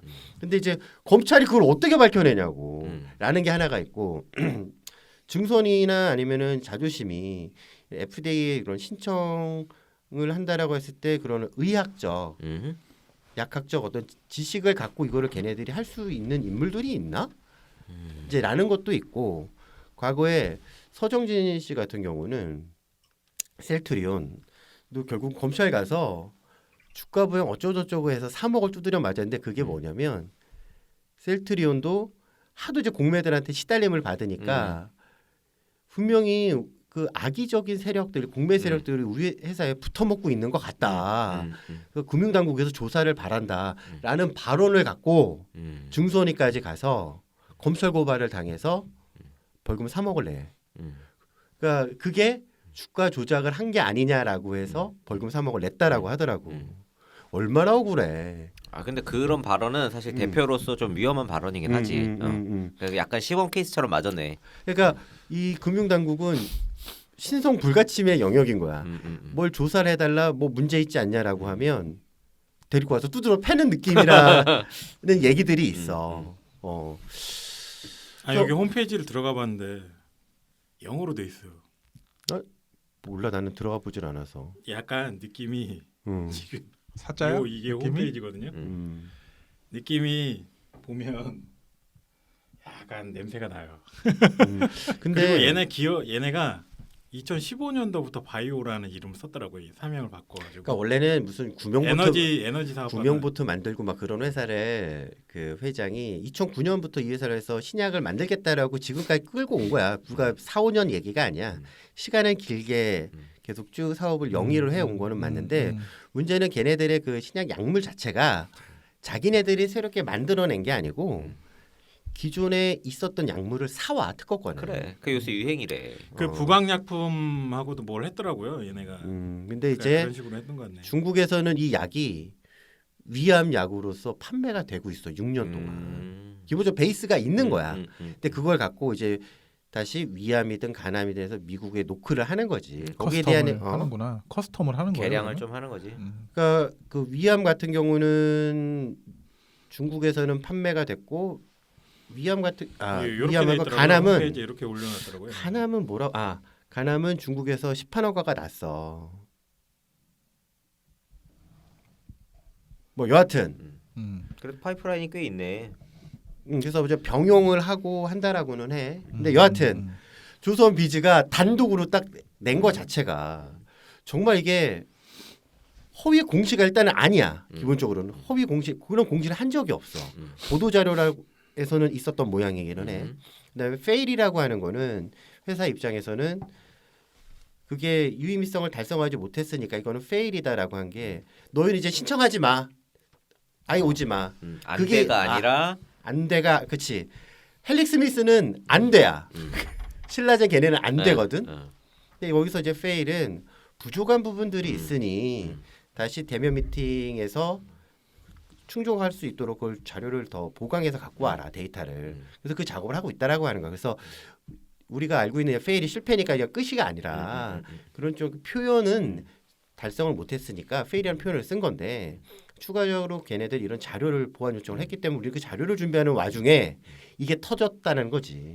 그러니까 자기네들은 금융당국 가서 계속 지금도 그 자조심에서는 계속 3,000페이지를 넘는 자료를 갖고 계속 소명을 했고 증손위에 가서도 자기는 계속 소명을 했고 그리고 자신이 있다. 오늘 알고 하는 게 회사 입장이더라고. 근데 그 거기에 뭐 공매도를 때리는 세력이 있어요? 그러니까 그러니까 공매도를 지금 못 하잖아. 그러니까 지금 시장 조성자라고 하는 거는 16년가서부터 이제 박근혜 때 만들어진 건데 그거는 뭐냐면 공매도와 같아. 그러니까 시장 조성자는 정확히 뭐냐면 거래가 없는 주식들이 있잖아. 그런데 들어가서 거래를 좀 활성화하는 역할을 해달라라고 하는 게 시장 조성자야. 다만 야, 거래도 없는데 우리가 거기 들어가서 왜 미쳤다고 하냐. 그러다 우리 손해 보면 어떡하냐. 라고 해서 시장 조성자들한테 당근으로 준 게 그럼 너희 공매도 할 수 있게 해줄게 라고 하는데 시장 조성자들이 진짜 거래가 없는 데서 거래를 활성화시키기 위해서 하는 역할보다도 현대 가서 하고 거기 가서 거래를 해요. 그러면서 이제 걔네들 당근을 준 게 아까 내가 얘기했던 공매도를 할 수 있게 해준다라고 해서 하는 건데 그래서 지금도 그 공매도 금지 기간이긴 하지만 시장 조성자는 공매도를 할 수가 있었는데 금액 자체는 클 수는 없지. 그래서 그 HLB라고 하는 회사는 공매도 양은 엄청 많아. 금액도 제일 많았고. 근데 되게 많이 상환을 작년에 많이 했다라고 해요. 그래서 1월 기준인가 2월 기준에 한 250만 주까지 떨어졌다라고 해요. 한 600만 주가 됐다가 떨어졌는데 이번에 그래서 공매도를 누가 딱 친 세력이 뭔가를 했는지 안 했는지는 몰라. 왜냐면은 언제 공매도를 이제 이번에 재작년에 했는지 그 전에 했는지 모르지만 250만 주는 상환을 해야 되는 거거든. 그래서 이제 그런 의심을 받고 있는 거지. 얘네들이 뭔가 결탁해서 한 거 아니냐. 왜냐하면 얘네는 9만 원대에서 상환하는 것보다 6만 원대 하는 게 더 좋으니까 이제 그런 의심을 받고 있는 건데 그건 아무도 모르는 건데 다만 조선 비즈의 단독에 의해서 3일 동안에 전체 그룹의 시가총액 2조가 날라갔다라고 하는 거지. 그러니까 근데 대표가 이제 나와서 이야기할 때 이제 보면은 나 전체를 다 보진 않았는데 그런 얘기를 하더라고. 자기네가 약이 굉장히 다양하고 이 약이 차지하는 비중이 뭐 10% 내외 정도밖에 뭐 안 7% 라고 되는데 하더라고요. 안 되는데 전체 주가가 이렇게 떨어지는 건 자기네 입장에서 좀 억울하다. 근데 오히려 그런 표현이 뭐라 그럴까? 그 기사를 더 신빙성 있게 만들어 주는 것 같아. 오히려 그냥 기사에만 집중해서 이 기사가 허위고 자기네가 여기에 대해서 뭐 법적 대응을 하겠다.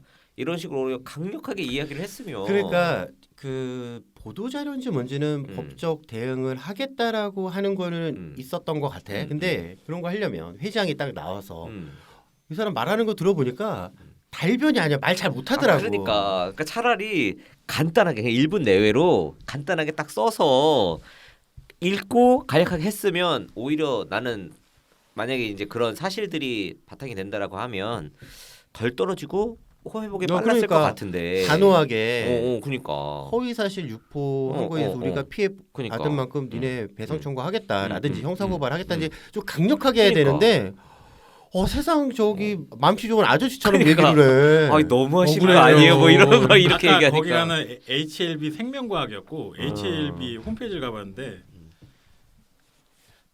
그 소개하는 거에 따뜻한 자본주의란 얘기. 이 양반. 안 되겠네. 그래서 그 당시 때도 그러니까 이번에도 보니까 그럼 19년에 왜 달성하지 못했냐? 그때 당시에 난 그때 이 회사를 몰랐는데 지금 좀 들어보니까 뭐 5만 원, 6만 원 했던 게 뭐 2만 원까지 떨어졌었대요. 그 사람들이 왜 쓰잘데기 없는 얘기를 해서 주가를 이렇게 박살을 내냐? 제가 입만 벌리면 주가가 박살이 난다라고 욕을 엄청 많이 먹었대. 근데 이번에 회사 그 소명을 하는 거 보니까 자기는 그 경영 마인드가 있는 그대로를 다 주주들한테 공개하는 게 자기는 원칙이라고 생각으로 그게 맞다라고 생각으로 그렇게 얘기를 한 거다. 따뜻한 자본주의. 뒤에 말 더 성숙한 기업 시민. 그랬대. 실천적 기업 윤리를 바탕으로 성장하겠다고 하네요. 야, 그 홈페이지 만드는 애 데려오라 그래. 아니, 홈페이지도 그지 같아요. 홈페이지 왜 이렇게 만들었어 홈페이지를. 근데 어쨌든 요새 이제 한국에서 사실 신약 개발하는 게 진짜 어렵거든. 그러니까 뭐 한국에서뿐만 아니라 다 어려운데 한국에서 신약 개발을 한다고 하면 사실 일단은 사자라는 이미지가 굉장히 강하고 또 말씀하신 것처럼 약을 처음서부터 물질을 개발하는 게 아니라 유행하는 거 이런 거 이제 사다가 대충 이게 조금 뭔가 이렇게 포장 지점에서 해가지고 잘 되면 이게 주가 좀 한번 띄워보자 이런 식으로 업체들이 많이 하니까 많이 당했거든 사실 그동안. 그럼. 그래가지고 바이오는 진짜 거의 믿거가 돼버렸어. 아니 그러니까 그 어쨌건 간에 이게 나중에 뭐 검찰 가서 거래 정지랑은 아무 상관이 없거든. 상패랑 아무 상관이 없어. 했다면은 그 회장은 일단은 여기는 주식을 하나도 안 팔았어. 그러니까 올라갔을 때 2년 전에 올라갔을 때 안 팔아 그대로 보유하고 있단 말이야. 그러니까 신라젠 같은 경우는 막 팔았거든. 그러니까 달라. 그러니까 아예 다른 건데 결국 가서 증손이도 야씨 우리 꼬붕이 이렇게 갖고 왔는데 그냥 하긴 그렇고 야 니네 뭐 보도 자료는 냈네 성공이라고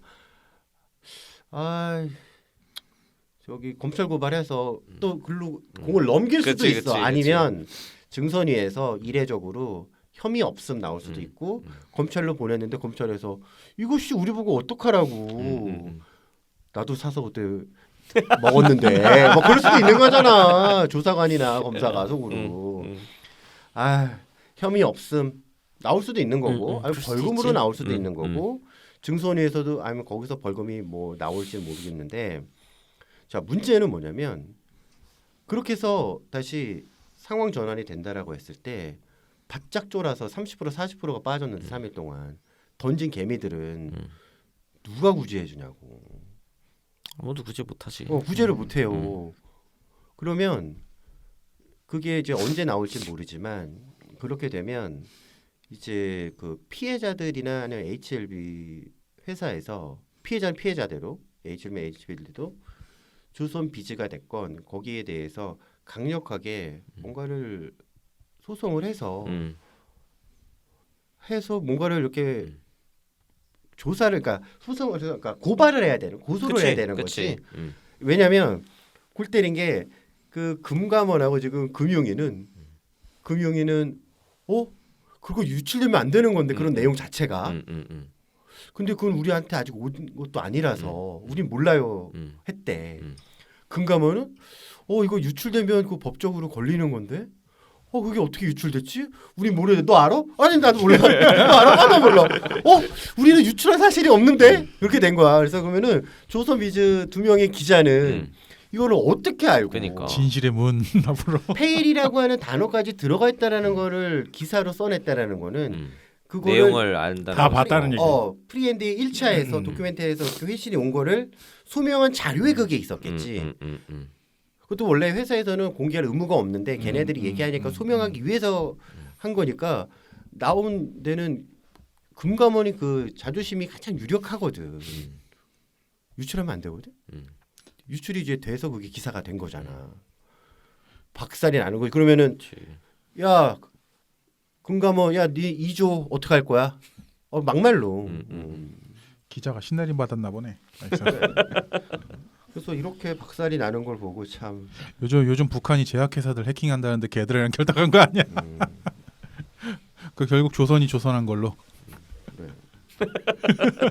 형이 산 건 아니잖아. 나는 없지. 그러니까. 살 뻔했지. 큰일 날 뻔했어. 샀으면 표정이 좋지 않지. 당연하지. 한국에서 바이오는 위험해. 믿거. 응. 그 기리사님 아, 빨리 하지. 저기 뭐야? 저기 뭐였더라? 슈퍼카. 그 프로그램 이름이 뭐였지? 시사 뭐 PD 수첩 아니었어? PD 수첩이었나? 어쨌든 그 유튜브에 이렇게 보다 보니까 네. 그 슈퍼카 중고차 사업이라고 해야 되나? 뭐 그런 렌트카 사업하는 그 기사가 나오는데 내가 실제로 그 제안을 받았었어. 오. 그래가지고 내가 연락이 온 거예요? 아는 사람이 그 중고차 사업을 해. 그 렌트카 사업을 해. 슈퍼카 렌트카 사업을 해. 그래서 막 TV나 이런데 차 이렇게 제공하는 거 그런 것도 막 페이스북에 올리고 이렇게 한단 말이야. 길교님 사는데도 슈퍼카 타는 그 사람 하나 있잖아요. 미친놈. 그 사람이 몇 대 갖고 있는 것 같아. 오. 맨날 관광대면 다니고. 그 이제 프로그램 그 공유해 주신 거 보니까 제목만 봤는데 제목이 슈퍼카의 꾼돌이야. 그러니까 그게 뭐냐 하면 그 이제 여기는 완전히 불법 조직이야. 그러니까 어떻게 하냐면 그 모집책들이 주변 이렇게 사람들한테 다니면서 차를 캐피탈 통해서 대출을 받고 차를 사면 내가 할부금도 갚아주고 매달 수익금 뭐 한 100만 원에서 150만 원 넣어줄게. 차를 샀는데 대신 사기. 대신 차는 이제 렌트카 사업을 해야 되니까 뭐 한 달에 한 20일 정도 뭐 보름에서 20일 정도는 렌트카 사업에 쓰고 그 나머지는 뭐 탈 수도 있고 이렇게 하니까 차라리 이렇게 사서 이렇게 하자라고 이야기를 하는 거야. 그러면 이 사람은 할부금도 내주고 수익금도 주니까 얼마나 좋아. 그래가지고 뭐 1억에서 한 2억 정도씩 대출을 끌어다가 차를 한 대에서 두 대씩 샀더라고. 어떤 사람은 가족을 다 끌어다가 뭐 한 7억 정도를 빚을 내가지고 차를 산 거야. 근데 이게 수익 구조가 어떻게 되냐면 이 사업을 하는 사업주가 있잖아. 그리고 중고차 판매상이 있어. 캐피탈이 있고. 그러면 이 사람은 캐피탈에서 돈을 끌어오는데 돈을 끌어올 때 어떻게 끌어오냐면 이 중고차 시장에 가면 뭐 침수차나 전손차가 있어요. 그쵸. 그러니까 이런 차들은 차 자체는 뭐 BMW나 벤츠 뭐 S600 뭐 마이바흐 이런 것 중에 가격이 엄청 낮은 차량이 있단 말이야. 근데 이런 것들은 안 나가. 누가 그런 비싼 차를 하자 있는 차를 사겠어.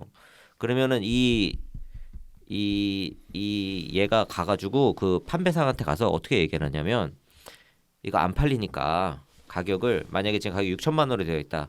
가격 1억으로 올려달라. 그러면 내가 이거 팔아줄 테니까. 그럼 이 사람은 뭐 어차피 안 팔리는 거. 어차피 안 팔리는 거니까 그래 알았어. 그럼 1억으로 올려놓을게라고 해놓고 이 차를 가지고 1억에 캐피탈 가서 이제 이 차 1억에 살 테니까 대출 내줘 해가지고 끌어다가 이걸 사는 거야. 그러면 이 중고차 사장은 고마워하고 6천만 원에서 1억 차액 4천만 원 있잖아. 이거를 얘한테 넘겨주는 거야. 어. 그럼 얘는 일단 이 4천을 끌어오는 거고 중고차는 이제 안 팔리는 물건 떠는 거고 캐피탈은 원금하고 이자만 들어오면 상관없거든. 그렇죠. 그러니까 이렇게 된 거야. 그러면 이제 이 사장이 어쨌든 돈을 처음에 끌어오잖아. 그러면 몇 달 정도는 할부금하고 수익금을 넣어줘. 몇 달 정도는. 그러다가 이제 몇 달 지나면 할부금도 안 들어오고 수익금도 안 들어와. 그러면 이제 본인이 이제 캐피탈에 독촉이 올 거 아니야. 그렇죠. 내기 시작해. 그러다가 이제 이 차라도 찾아야겠다 싶어가지고 막 전화하고 하면은 이제 여기서는 거의 뭐 잠적이야? 잠적도 안 해. 왜냐하면 거의 자기가 조폭이야. 아. 그래가지고 그냥 뭐 욕하고 뭐 폭언하고 뭐 이렇게 하다가 나중에는 이 차를 어떻게 하냐면 그 해외로 밀수출하거나 밀수출이 안 되면 분해해가지고 부품으로 해가지고 네네네. 파는 거야. 그러면 이 차를 자기 명의를 빌려줘서 산 사람은 이제 차도 없어졌잖아. 그렇죠. 돈을 그냥 갚아야 되고. 그 돈은 다 갚는 거야. 차도 없는데 나한테. 헐. 그래도 진짜로 그 온 가족이 아예 그냥 가족 자산을 다 날린 사람도 있어. 그 옛날 다단계가 막 그랬잖아요. 그거 뭐 하면은 막 수익금 어느 정도 넣어주다가. 그러니까 이게 전형적인 사기 수법이야. 그렇죠. 근데 이 피해자들이 보통 이거를 이제 고소를 할 때 어떻게 거냐면 사기죄로 걸어. 그러면 이거는 사기죄가 성립이 안 돼. 왜냐하면 이 사기죄가 성립이 되려면 처음서부터 속이려고 하는 기망하려고 하는 그게 있어야 되는데 처음에 몇 달 정도 돈을 넣어줬기 때문에 사기죄가 성립이 안 되는 거야. 그래서 더 나쁜 거 자기가 아니야 그게? 어? 그게 더 나쁜 거 아니야? 그러니까 근데 이게 법적으로는 안 되게 되어 있어. 그래서 이게 사기죄가 안 걸려. 근데 사람들이 바보가 아니거든. 그래서 이거를 걸 수 있게 사법 처리를 할 수 있게 만들어 놓은 게 또 있어. 뭐냐면 유사수신 행위라고 해서 원금을 보장해주고 수익을 주겠다라고 하면 이건 유사수신 행위이기 때문에 이거는 사법적으로 걸려. 네. 그래서 원래는 이런 사건에 대해서 경찰이나 이런데 이거 사기 같아요라고 신고를 하면 경찰이나 검찰에서 이게 사기는 성립이 안 되지만 유사수신 행위에 가깝기 때문에 얘를 사법 처리를 해야 되겠다라고 원래는 잡아와야 돼. 네. 근데 얘가 이제 남양주 경찰하고 이제 쿵짝쿵짝 해가지고 이거 뭐 사기도 안 되고 이거 그 이제 경찰 거기 와서 피해자가 와서 조사를 받으면 못 찾아요. 막 이런 거. 이거 못 찾아요. 이거 뭐 초등학생도 아니고 뭐 이런 데에 넘어갔냐고. 피해자를 오히려 갈구는 거네. 그런 식으로 해가지고 이게 뭐 20몇 건인가가 고소 고발이 됐는데 뭐 불기소가 한 10건이고 검찰 쪽으로 넘어가도 또 뭐 이게 안 되고 어쨌든 엄청 복잡하다. 피해자만 양산되고 있네요. 사실 이게 더 크게 또 알려진 게 2차로 알려진 게 그 치킨맨. 걔가 그 주차 갑질해가지고 그 어떤 슈퍼카를 가진 어떤 남자가 동네 그 동대문구의 어떤 무슨 빌라인가 빌라에다가 차를 계속 진짜 어이없게 주차를 해놓은 거야. 길 막아놓고 길막을 주차장에다가 이게 어떤 놈이야? 그래서 실화 탐사대인가 무슨 MBC였나요 그게? MBC가 근데 방송에 나와가지고 그걸 취재를 했는데 파다 보니까 얘가 그 아까 얘기했던 렌터카 사기하던 애랑 또 연결이 되는 거야. 그래서 MBC에서 이제 피디수첩에서 타고 이번 주에 아주 그냥 활활 타올랐지. 그 이제 피해자가 그 TV를 보다가 저거 내 차인데 해가지고 걸린 거야. 그래가지고 이제 그 제보가 들어갔고 이게 이제 보배 드림에서 아예 그거를 이제 전담으로 파는 사람이 있어. 그렇지. 그런 그래서 덕후들 있지. 그 사람이 이제 치킨맨을 뭐 사적으로 아는 건지 뭐 그것까지는 잘 모르겠는데 어쨌든 인터뷰도 했죠. 그 네가 한 일을 다 알고 있다 뭐 이런 식으로 해가지고 지금 방송이 한번 나오고 나서 이제 오히려 그 치킨맨이나 이런 사람들이 조금 지금 기세 등등하대 오히려 좀 위축된 게 아니라 적반하장이네요. 근데 이제 그 보배드림에서 이 사건을 조사하고 좀 파헤쳤던 사람은 그 이제 실제로 여기 연관된 사람들 그 사람들을 다 이제 폭로하겠다라고 이야기를 했더니 변호사나 이런 사람들이 한국에는 그 사실 적시에 의한 명예훼손이 있거든. 그쵸. 거기에 무조건 걸린다 이거 하면 하지 마라 했는데 자기가 추가적인 피해자를 양산하지 않기 위해서 그걸 하겠다 막 그러고 있는 상황인데 나한테 그 제안을 했던 사람도 어쨌든 건너 아는 사람이야. 근데 그냥 어디 놀러 갔다가 빅보스맨부터 이렇게 이어지는 거예요, 그러면? 모르겠어. 그쪽 계열인지 아닌지는 모르겠는데 어쨌든 그 사람이 이제 하는 얘기가 그 이제 슈퍼카 렌트 사업을 한단 말이야. 그래서 자기 주변에도 슈퍼카 타고 싶은 사람이 그냥 뭐 이렇게 우리한테 차 뽑아주고 대신 우리가 할부금 내주고 이렇게 한다. 그래서 근데 그 사람은 중고는 아니었어. 아, 새 차. 새 차? 그래서 이제 차를 뽑아주면 뭐 한 달에 한 절반 정도는 네가 타고 절반 정도는 여기 렌트카 사업하고 이렇게 하면 된다. 뭐 차가 이렇게 2대 있으니까 나머지 절반 이렇게 쓰고 이렇게 하면 된다. 대신 돈 안 내고 타니까 얼마나 좋냐라고 했는데 그냥 뭐 그런가 보다 하고 넘겼어. 근데 갑자기 이제 이런 게 뜨니까 한 1년도 안 된 것 같은데 그래서 이제 앞으로는 그 사람 못 보지. 그래서 좀 그렇더라고. 근데 이게 진짜 보면 되게 막 젊고 막 이런 애들 철없는 애들이 했을 것 같은데 의외로 그냥 평범한 사람들 그냥 애기 엄마 뭐 이런 사람들이 연결돼 있어. 어쨌든 그 수익이라는 자기 돈 안 들이고 수익을 본다는 것 자체에 걸리는 그러니까 거예요. 어떤 그 도시락 식당 하는 사장님도 나와서 인터뷰를 하는데 자기가 자영업을 하니까 잘 될 때는 뭐 수익이 좀 높아지기도 하고 안 될 때는 수익이 좀 떨어지기도 하니까 매달 100만 원에서 200만 원 정도 고정 수입을 준다고 하니까 자기가 너무 혹해가지고 그렇게 했다라고 얘기를 하더라고. 사람들 먹고 살기 힘드니까 이제 그런데 그 사장님은 그래도 그나마 차를 찾긴 찾았어. 근데 차가 완전히 거의 다 썩어진 상태로 받아서 차였구나. 차도 쓸 수도 없고 팔 수도 없고 그냥 껍데기만 있는 거의 그런 상황이더라고. 그러니까 이게 참 안타까운데 사람들이 어쨌든 먹고 살기가 힘들어지니까 주변에서 이런 어떻게 보면 또 말이 안 되는 이유처럼 보이는데도 넘어간단 말이야. 왜냐하면 길이 안 보이니까. 그렇죠. 그 인스타그램 보면 그런 비슷한 게 있어요. 그 슈퍼카 렌터는 아니고 그 보통 주부 사진 걸어놓고 그 주부들이 무슨 부업인데 이제 그 고수익을 올리는 이런 걸 했다고 막 애기 사진이랑 올리고 막 수익 인증 막 이런 거 올려요. 근데 그게 다 가짜 계정이거든요. 도용 사진 해놓은 건데. 전봇대 붙어 있는 그런 거 아니야? 그거보다 좀 더 심각한 거지. 근데 그게 어저께 뉴스 나오더라고 하필 또 이제 그걸 보고 이제 낚여서 카톡을 보내면 이제 거기서 걔네가 막 있잖아요. 그 계좌 알려달라고 그러고 뭐 이렇게 한대요. 그러면은 처음에 얼마를 넣으면 그거에 이제 수익 100 얼마에 따라 준다 그러더라고요. 그래서 그 높은 수익률에 혹해서 돈을 처음에 보냈다가 이제 보내주는데 얘네가 그걸 이제 그 사람이 피해자가 찾으려고 하면 에러가 떴다고 딱 뜨면서 이제 연락을 한대요. 뭐 얼마를 더 넣어야지 그게 된다면 또 돈을 넣으면 또 에러가 뜬대. 계속 이렇게 하다 보면 이 피해자 얘기하는 게 자기가 물론 이게 안 좋다는 건 알겠는데 자기 돈이 어쨌든 들어갔잖아요. 그걸 찾아야겠다는 마음에 이제 눈에 이제 보이는 게 없어진다고 하더라고. 실제로 그렇게 이제 잃은 사람이 많다고 하더라고요. 돈을 찾지도 못하고. 그런 게 약간 도박 게임 연계해가지고 돈 버는 뭐 그런 것도 하더라고.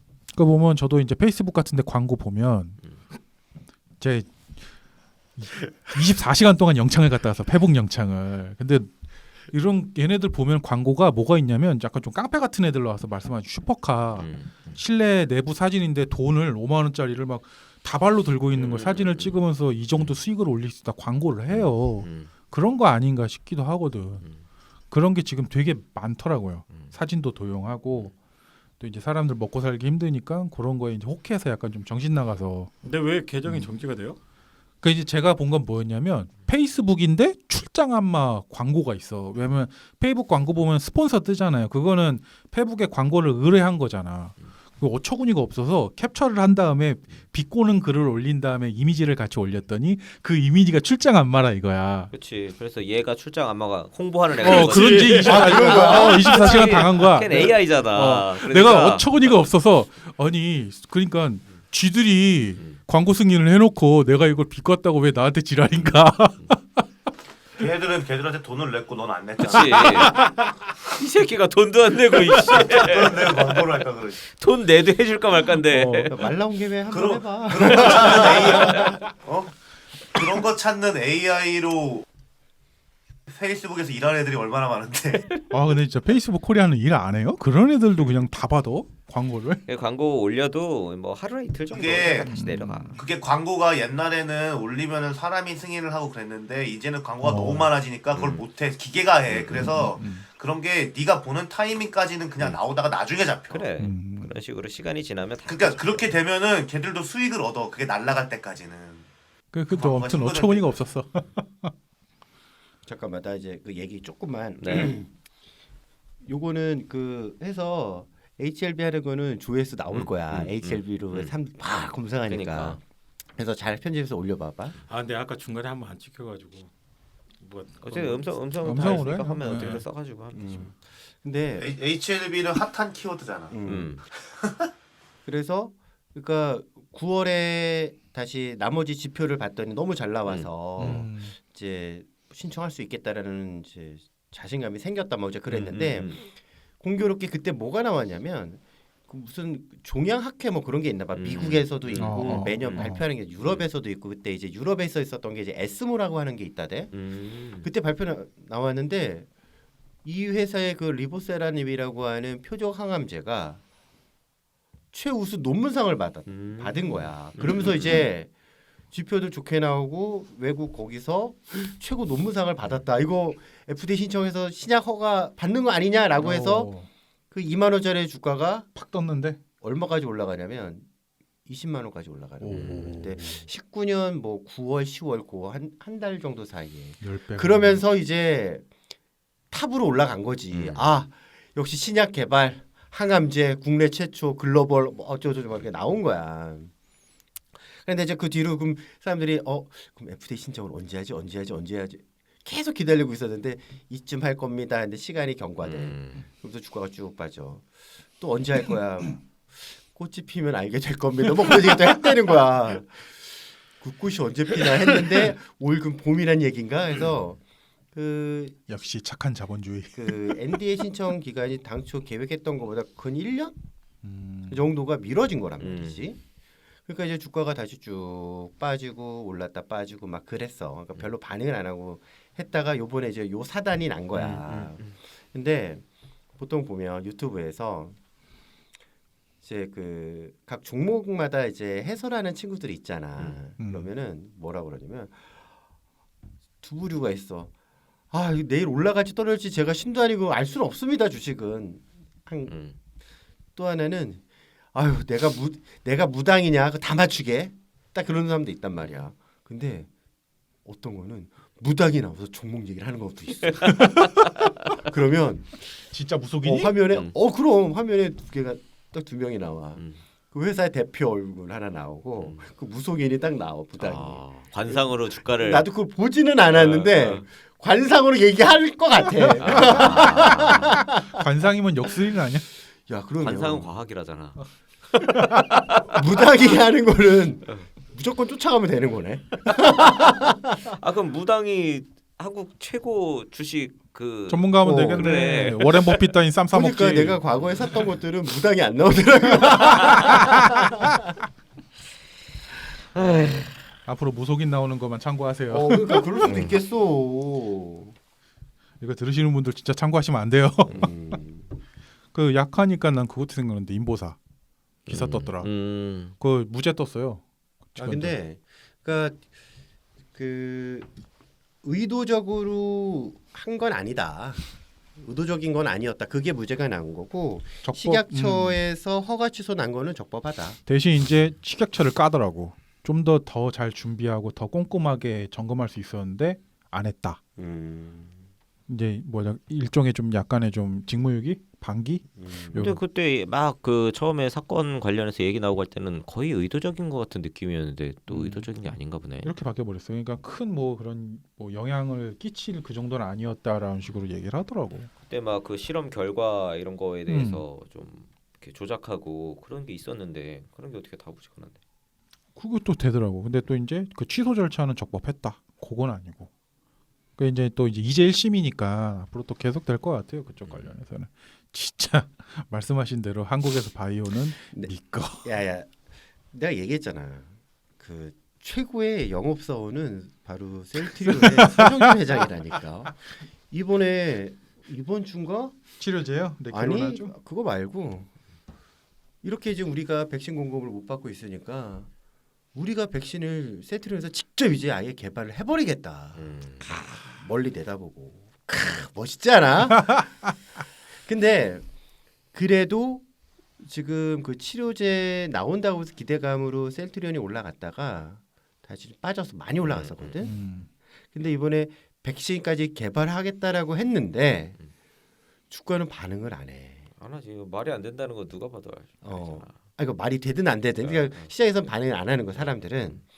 그와 마찬가지로 HLB 같은 경우도 에스모 학회에서 최고 논문상을 받았다라고 하는 것과 우리 임상 시험 해봤더니 정말 좋은 데이터가 나왔기 때문에 우리는 NDA 신청으로 바로 이제 갈 수밖에 없다라고 하는 게 시장에서 에휴 말도 하죠 에이죠 뻥치시네라고 하면 주가는 안 올랐을 거고 그래서 그 사람들이 인위적으로 끌어올린다라고 의도를 갖고 한다 한들 시장에서 반응을 안 할 수가 있는 거거든. 그렇지? 그러니까 결국은 그때 당시에 사람들은 아 얘네들은 갈 수 있겠다라고 믿어서 주가가 올라간 거지. 그게 아니라 얘네가 의도적인 어떤 그 속임수에 속아서 사람들이 막 그걸 사갖고 이게 올라간 건 아닐 거다라고 하는 의견도 있더라고. 그럴 수도 있겠죠. 오늘의 키워드는 따뜻한 자본주의. 자, 끝냅시다. 자, 오늘도 시간이 참 빨리 갔는데요. 이상으로 시청자표 제 48회 방송을 마치겠습니다. 감사합니다. 감사합니다. 대단히 감사합니다. 내일 8시에 다 잠깐만. 온라인에서 만나자고요. 네. 박수 3번 시작.